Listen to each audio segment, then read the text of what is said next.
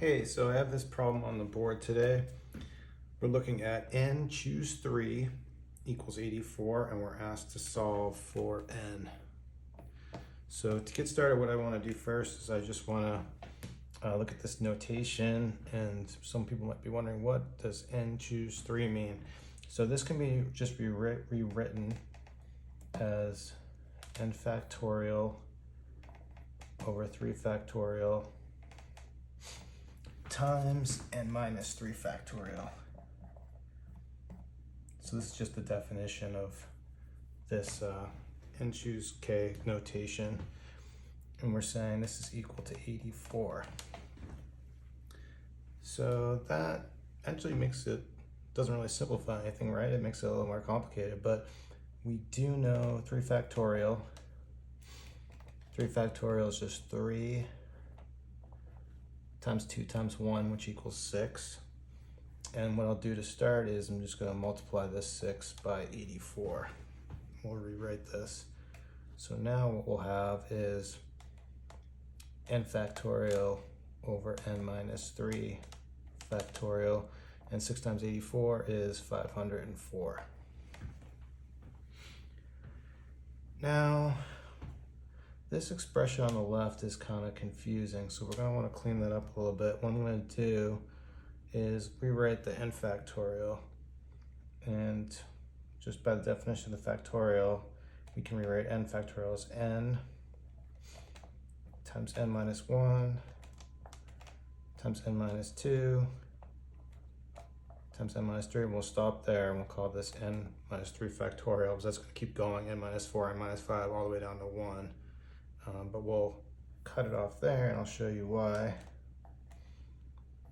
Because in the denominator we have n minus 3 factorial, and then we can just get this to cancel out, and this whole thing's going to equal 504. And now what you may notice is that all this is we're saying this is 3 consecutive integers.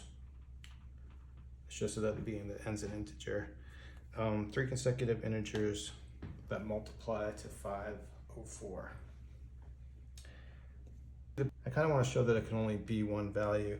So I'm going to do a substitution. We're going to call m equal to n minus 1, and then rewrite this. So this is actually going to be m minus 1 times m plus 1. And then just multiplying that out, we'll multiply these outside terms, which is going to be a difference of squares. And we're going to have m squared minus 1, just distributing on these two. And then we have our m. But then I'll distribute again, and we'll get m cubed minus m equals 504.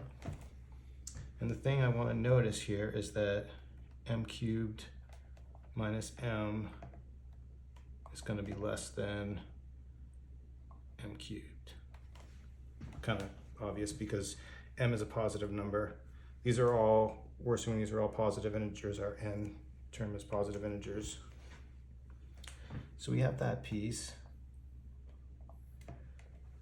But now I want to do something just a little different. I want to go back to this expression, and I'm going to make another substitution. I'm going to say p equals n minus 2, just kind of flipping. We're playing with the same expression and making this overly complicated, but we're going to just rewrite this as p times p plus 1 times p plus 2.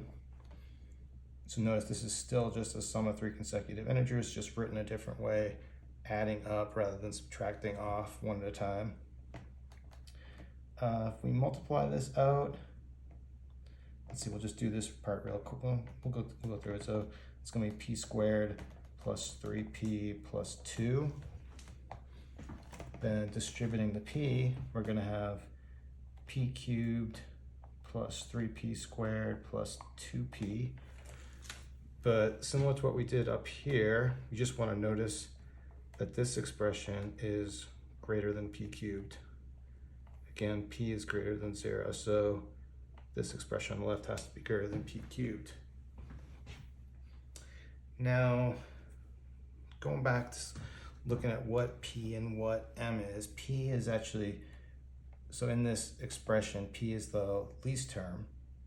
So we can actually rewrite this whole thing. We can actually rewrite our sum of 504 as p times m times n, based on our definition, where p is less than m is less than n. Now for a second, let's just call our 504, or this whole expression, we'll call this x.